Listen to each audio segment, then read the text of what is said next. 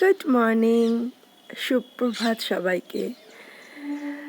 দেখো চারিধারটা কুয়াশায় ভরে গেছে। কি দারুণ মিষ্টি সকাল একটা। শীতের এই কুয়াশা ভরা সকালের সৌন্দর্যটাই অন্যরকম।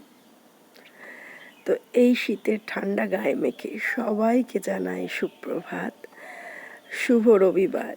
রবিবার মানেই ছুটির দিন, আর ছুটির দিন মানেই শীতকালের পিকনিক। তো আজকে অনেকের আছে পিকনিকের দিন। এনজয় করো, খুব এনজয় করো, কারণ প্রত্যেকটা দিনকে উপভোগ করাটাই হচ্ছে জীবন।